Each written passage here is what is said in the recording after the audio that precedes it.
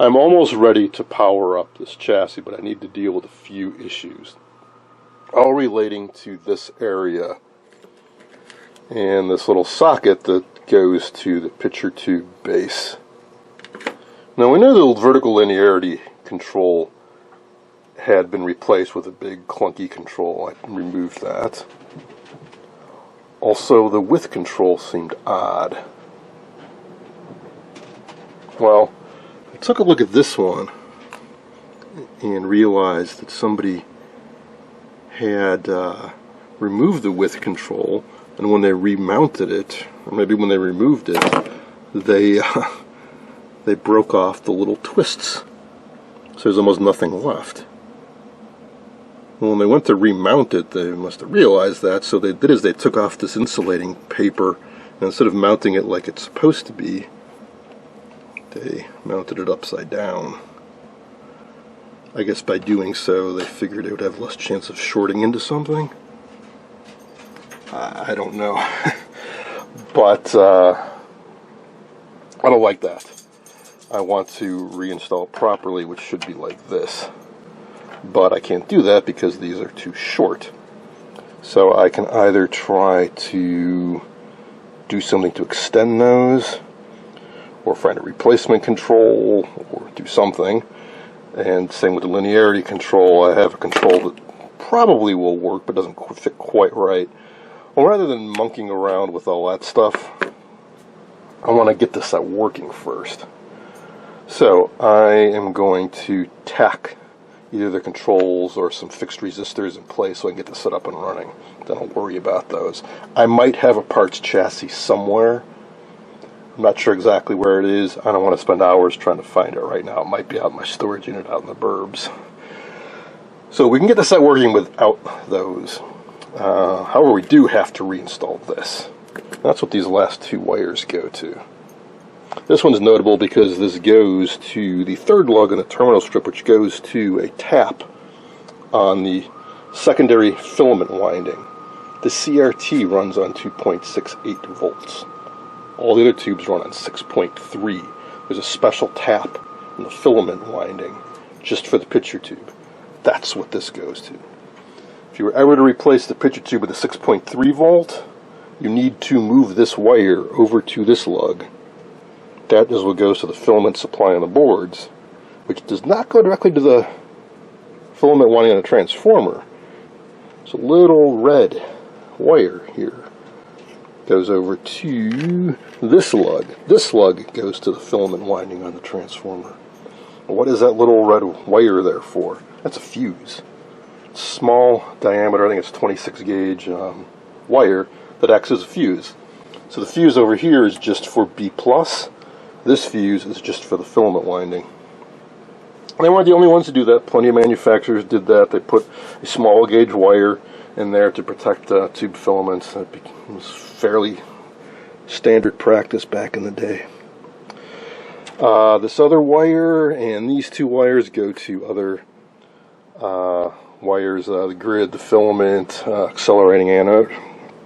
So I need to sort those out and to remount that and then populate all the tubes. I believe one or two of the tubes weren't quite what the original tube chart calls for, so I'll dig up the right tubes and repopulate all of these. Pop the CRT off. You need to remove a Phillips head screw from the back here, then it basically lifts straight up. Clear off the workbench, put a nice soft towel under it, set it down, and we can plug everything in. Then we can turn it on.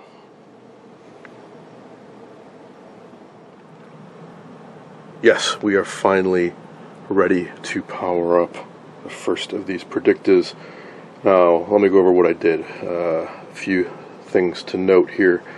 Most importantly, this is the CRT unit from one of my sets. A Predicta Princess I restored a few years ago that unfortunately damaged screen cover when we moved here, but I know it's good. I did take the tuner out of the cabinet because it's filthy and I want to clean it. But before we do that, I'll get this out working. So that is plugged in. Speaker came from one of my sets that I already had out of a cabinet, or it's a spare one, I should say. So we got that plugged in. Control harnesses.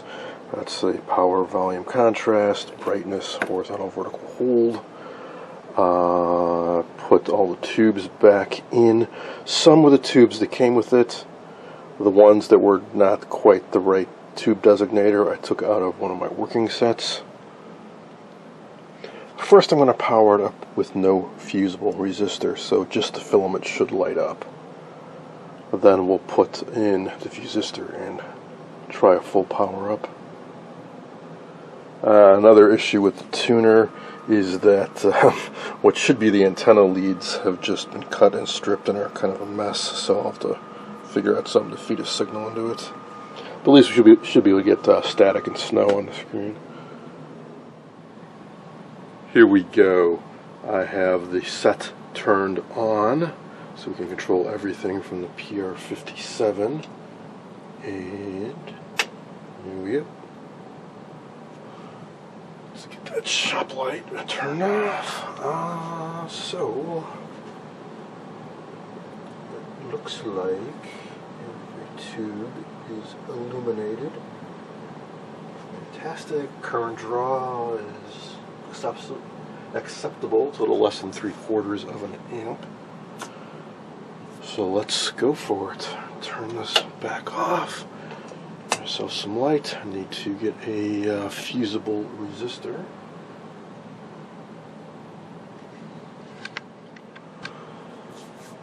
Alright, time for a test with the fusible resistor installed. We will have B+ going to the set. Set's turned on as before. And here we go. Monitoring the current as always. Shot up to about 0.8, 0.9 amps. It's increasing a little over an amp.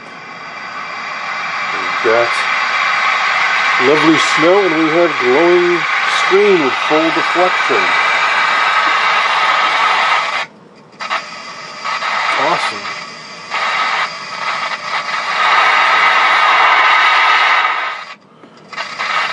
The volume control is a little dirty, but its volume does go up. Let's see, let me kill the lights a little so you can see the screen better. Oh, that's a beautiful raster. Let's try out a few of the controls. That would be brightness.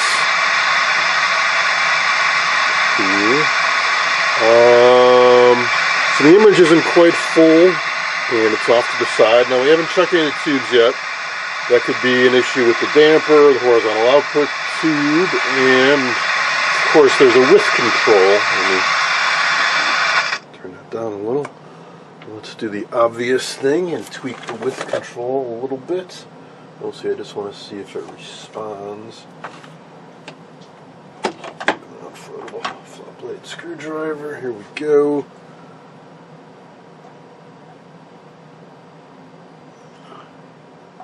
Yeah, width control works.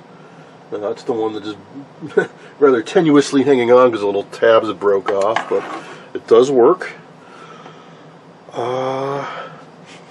I can smell warm electronics. That's lovely.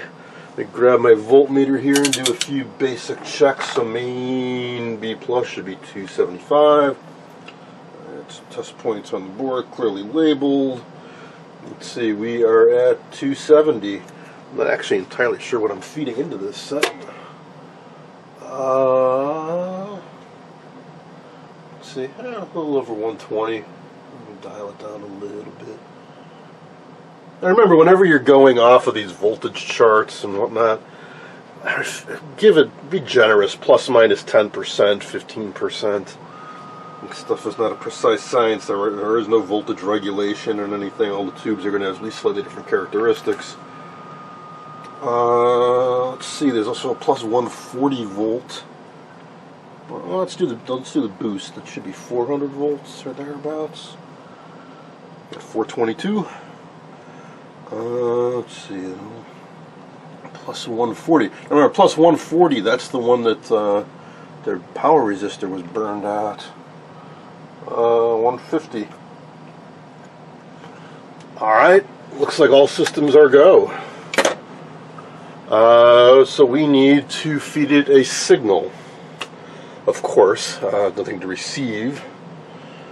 Oh, well, maybe. Let me just do something really crude. We no longer have any analog broadcasts. In the past, I used channel 6, which was a low-power pseudo-Franken station. Channel 6 is right at the edge of FM radio. So they were broadcasting, but they had a really weak video carrier, but a strong audio carrier, I think. That's over. That ended, I think, last summer. But they still broadcast as a radio station. They're only a radio station now. But maybe we can pick it up. So I need a little bit of an antenna, though. So I'll clip on some alligator clips to the little stubs of the twin lead. So remember, the problem with this set is for the tuner, the inputs, the twin lead got kind of butchered, and then there's really not much. There's just some little stripped off ends sticking out. After that, I can grab a test pattern generator, I guess, and use alligator clips or something to hook it up, but eventually I need to replace that. I do have a nice roll of twin lead, and I may or may not have some connectors to crimp onto the end. I may need to pick some of those up. It looks like those have been damaged in a number of these sets. Just hooking up some test clip leads here just so we can hopefully try to pick up something. Let's see. Fantastic, the tuner's working. Even though there are no analog broadcasts, there's always something out there. Cosmic background radiation, whatever. There's always noise.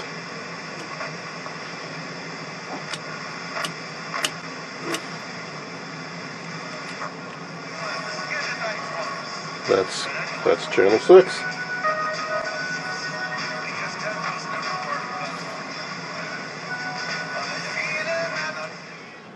Let's see. Actually, I'm in pretty good shape here because I have a nice cable for my VG91 video generator that and an alligator clip, so I can just clip this on. Now, if you're a little surprised about my comment that I would move on to the next set, see, I don't want to complete one set and then move on to the next set, complete it, move on to the next. I want to do everything bam, bam, bam. So, like, do the boards 1, 2, 3, 4, 5, and then do the chassis 1, 2, 3, 4, 5. So I'm not even going to test the tubes. I take back what I said because I'll test all the tubes at once. It's just more efficient that way. So now that doing the chassis hookup is fresh in my mind, I want to move on to the next one and hook up all the chassis wires.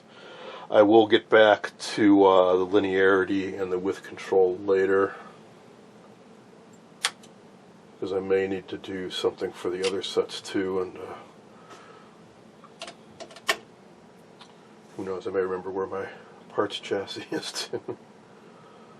Let's see, yeah, this is on channel 3, we'll leave it on that. Crosshatch pattern, that's fine.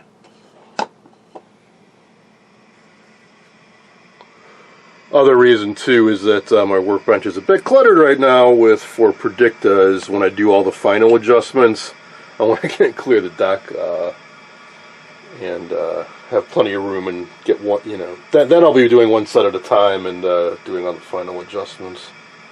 Anyways, let's see. So that was channel 6, 5, 4, 3. Can we tune it in? Kinda, sorta. Let's see. I can increase the RF level on my test pattern generator. Well, that's not a very good reception, is it?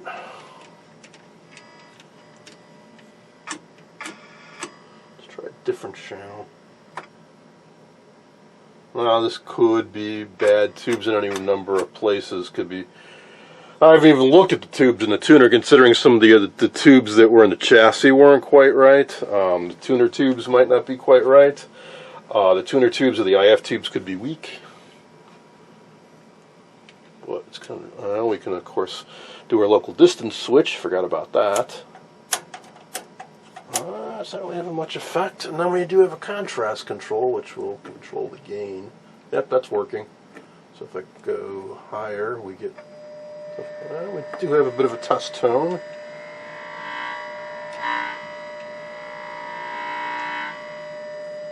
Oh, there it is. Try a different pattern. Let's see if we can get the sync to work at least.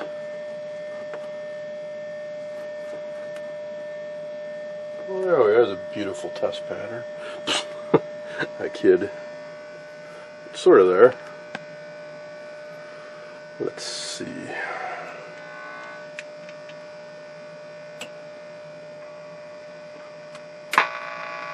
Just drop that RF level down, going back up. The local distance switch isn't doing anything, which makes me think I didn't hook that back up properly, which could definitely be having a profound effect on the gain.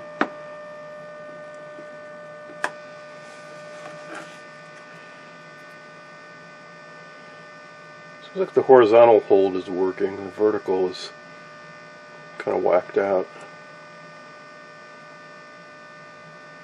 Like it'll lock vertically, but it's not locking in the right position. It's folded over on itself. That's right, there is a height control we can try messing with. You might have too much height. It's folding over. Height control works, but it's not quite having the effect I was hoping.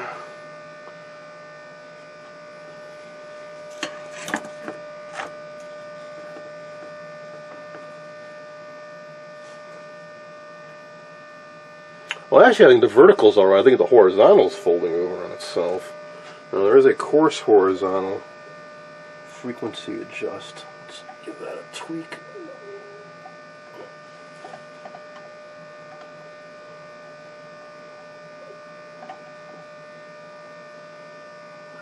Screwdriver in there.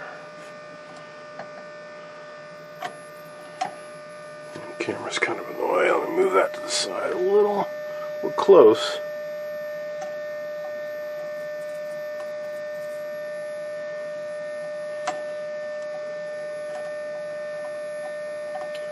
Oh, you know, it could be those diodes.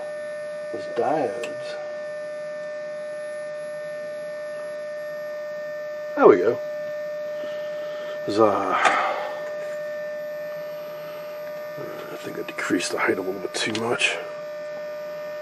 Well, I gotta rig up an overhead camera or something. So the picture tube facing with the neck down, it's pointing straight up, which is why the camera angle's kind of awkward.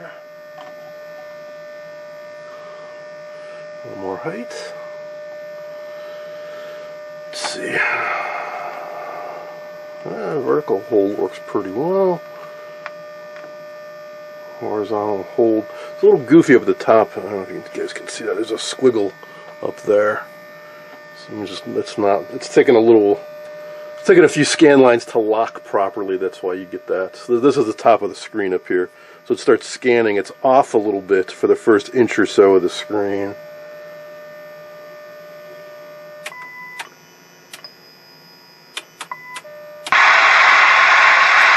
Just playing around with test tone settings. Well, that's pretty good audio. Let's just turn that down. I definitely need to clean that control. Alright, too much brightness, kind of washing things out. Ah, there we go.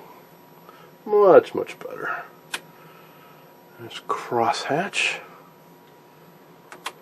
Get a little more brightness.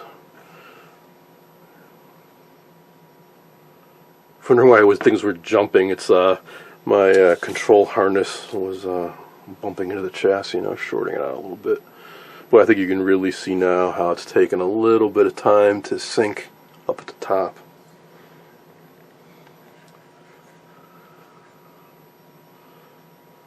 Let's see, what other patterns do we have? That. Alright, let's look at some twisty lines for a bit. Let's see, I'm changing the RF input level. I'm changing the input level over a pretty wide range, and the AGC in the set seems to be compensating quite nicely. That's cool. Alright, so why is it so squiggly up at the top? Well, one, there is that coil that I was talking about earlier that I may need to tweak. I don't have a tool handy. It has a iron core slug in the center. Tweaking that may very well help out with that. But you know, there's really no point in doing all the fine adjustments until I know I've got a good set of tubes in there. I'm kind of putting the set through its paces right now. All the controls do what I would expect them to do, which is awesome, except for that local distance switch.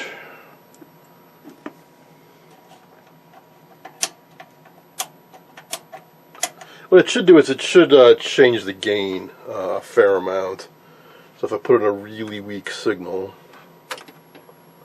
and then switched it to distant, it should boost the gain, and it's not doing much of anything. Could be a dirty switch, could be a wiring issue. And again, not a huge deal, because most likely it's going to be fed a pretty strong signal like this, so it doesn't really come into play. Well, I'll take a, tools. I've kind of rearranged my workshop. I'm trying to remember where are my alignment tools. They are over here.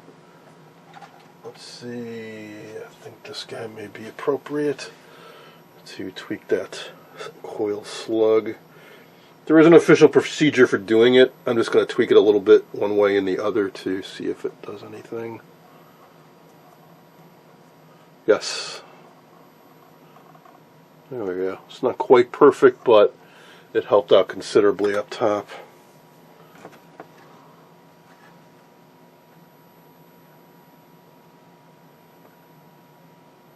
So curious. I'm going to turn this set off, and I'm going to pop out that dual selenium AFC diode pack.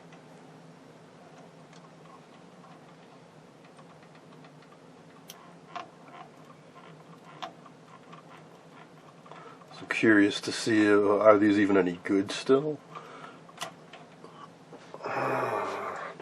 Okay. I'm also going to talk a bit about this in upcoming segments, because there are several solutions for it. Well, yes, obviously. It's having a very pronounced effect not being there. I'm adjusting the horizontal hold now.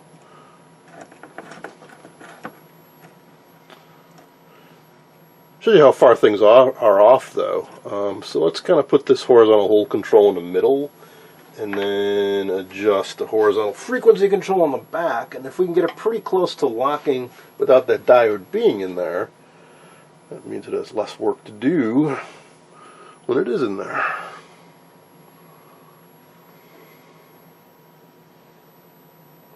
Almost had it. It's kind of trippy, huh? There, it's pretty darn close. So now when I pop it back in, it should have no trouble locking on the signal. Alright, dual diode has been reinstalled. Let's see what kind of horizontal hold action we get now.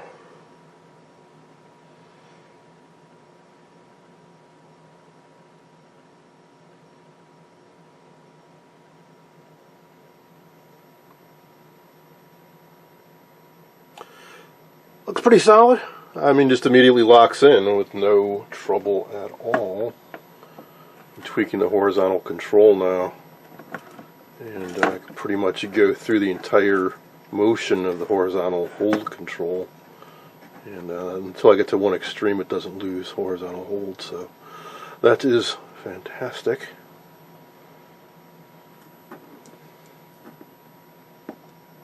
Well, I think that's about all I want to do with this set. Well, I'll take a token look at the local distance switch. Let's try a different channel too, because I notice the fine tuning is at one extreme to get channel 4 in good. There are slugs you can adjust on the tuner for that. So let's see, this is channel 5. Ooh, channel 5 seems to be pretty messed up. Oh, interesting. Yeah, these channel slugs might be a little off. So I'm getting 5 on that. If I go back to 4, I think I was tuning in channel 4 on channel 3 position on the tuner, actually.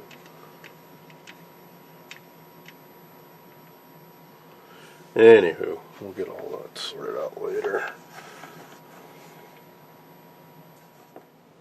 The local distance switch seems to be working mechanically. It opens and closes electrically. The wiring looks okay, but it's not doing a whole lot. But I'm not going to worry about that till I replace the tubes. And again, I don't think it's really a crucial function anyways. What I'm going to do next, though, is clean this guy. This tuner is nasty. If you recall, when I did my Siesta a couple years ago, the tuner on that was also really gross looking, and it cleaned up spectacularly well. So I'm going to try doing that with this one too. We're going to pop the tube. Here's the tuner after a bath. It wasn't quite as dramatic as I hoped, but it is considerably better. And I let it sit for a while on a towel to let the moisture drip off, and then I put it in front of a space heater rather than putting it in the oven. And tried out, works just fine. So what we're going to do is carefully disconnect all the wires, put this chassis back in the cabinet, and I think let's switch to Tom's Debutante before I get too far away from doing these main boards. And I also have that one to do. I don't have the set, I just have that board. He says he's going to ship the rest of the chassis to me. I asked him to hold off because I was out of town last week. Those will be the last 2 in this batch. These are all the customer sets. I'll get to my sets later, I can wait. But I want to get all my customers happy.